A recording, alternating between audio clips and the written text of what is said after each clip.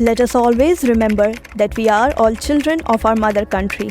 Indeed, I have never worked in any other spirit than that I am an Indian and owe duty to my country and all my countrymen.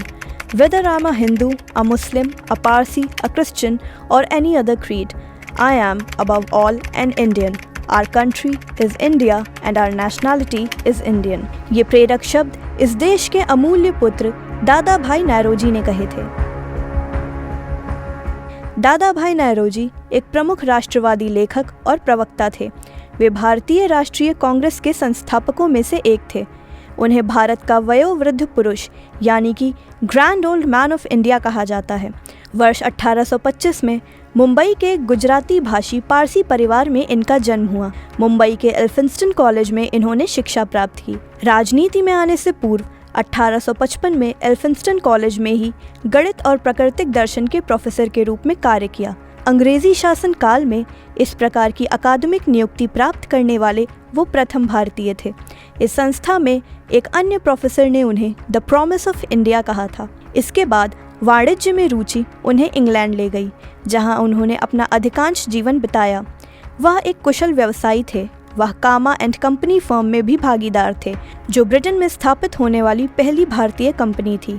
हालांकि 3 साल के भीतर उन्होंने नैतिक आधार पर इस्तीफा दे दिया और 1859 तक अपनी खुद की कपास ट्रेडिंग कंपनी दादा भाई नौरोजी एंड कंपनी की स्थापना की। इसके साथ ही उन्हें यूनिवर्सिटी कॉलेज लंदन में गुजराती का प्रोफेसर भी बनाया गया। वर्ष 1867 में उन्होंने ईस्ट इंडिया एसोसिएशन की स्थापना में सहायता की, जिसका उद्देश्य एशियाई लोगों को हीन मानने वाले प्रचलित विचारों का मुकाबला करना और भारतीय दृष्टिकोण को ब्रिटिश जनता के सामने रखना था। यह संगठन वर्ष 1885 में भारतीय राष्ट्रीय संघ में विलीन हो गया और भारतीय राष्ट्रीय कांग्रेस बन गया। इस बीच वर्ष 1874 में भारत वापस आकर नौरोजी जी ने बराडो के महाराजा के दीवान यानी कि मंत्री के रूप में अपना सार्वजनिक जीवन आरंभ किया और बाद में मुंबई के विधान परिषद के सदस्य बन गए। नौरोजी के जीवन काल के दौरान भारतीय आबादी ब्रिटिश साम्राज्य के 4 से 5वें हिस्से से अधिक थी, लेकिन इस देश के 250 मिलियन लोगों को ब्रिटिश संसद में प्रतिनिधित्व नहीं मिला। अपनी राजनीतिक भागीदारी जारी रखते हुए नौरोजी एक बार फिर ब्रिटेन चले गए और हाउस ऑफ कॉमन्स के चुनाव के लिए कई बार खड़े हुए। हर बार उन्हें काफ़ी नस्लवाद का सामना करना पड़ा। लंदन में सशक्त कंजर्वेटिव हॉर्नबिल सीट के लिए लिबरल पार्टी के उम्मीदवार के रूप में उनकी 1886 की बोली असफल रही और उनकी हार के बाद प्रधानमंत्री लॉर्ड सैलिसबरी ने टिप्पणी करी कि एक अंग्रेजी निर्वाचन क्षेत्र एक काले आदमी को चुनने के लिए तैयार नहीं। इस बयान के कारण नौरोजी का अपमान हुआ और लोकप्रिय व्यंग्य पत्रिका पंच ने एक कार्टून में नौरोजी को ओथेलो और सैलिसबरी को डॉज ऑफ वेस्टमिंस्टर के रूप में चित्रित किया। फ्लोरेंस नाइटिंगेल और मताधिकार प्रचारकों का समर्थन प्राप्त करके नौरोजी एक प्रसिद्ध सार्वजनिक व्यक्ति बन गए।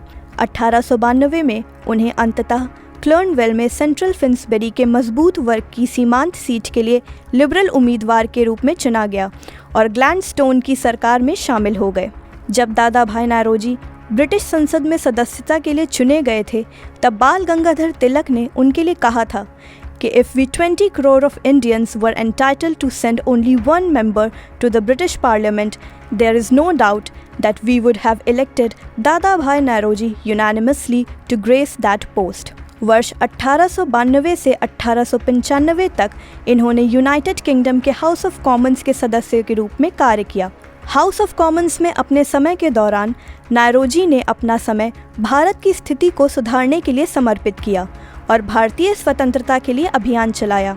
उन्होंने महिलाओं के लिए वोट, बुजुर्गों के लिए पेंशन, आयरिश घरेलू भूमिका और हाउस ऑफ लॉर्ड्स के उन्मूलन का भी समर्थन किया। भावी मुस्लिम राष्ट्रवादी और पाकिस्तान के संस्थापक मोहम्मद अली जिन्ना द्वारा एक सांसद के रूप में कर्तव्यों में उनकी सहायता की। वर्ष 1895 में चुनाव में नौरोजी अपनी सीट हार गए, जब कंजर्वेटिवों ने दोबारा सत्ता हासिल की, लेकिन उन्होंने अपने जीवन के अंत तक प्रचार करना जारी रखा और 1906 में तीसरी बार भारतीय राष्ट्रीय कांग्रेस के अध्यक्ष चुने गए। बाल गंगाधर तिलक, गोपाल कृष्ण गोखले और मोहनदास करमचंद गांधी नौरोजी जी को गुरु तुल्य मानते थे और उनका बहुत आदर करते थे। इस राष्ट्र के लिए दादा भाई नौरोजी द्वारा किए गए कार्यों के लिए राष्ट्रपिता महात्मा गांधी ने उनसे कहा था, the Indians look up to you as children to the father, such is really the feeling here.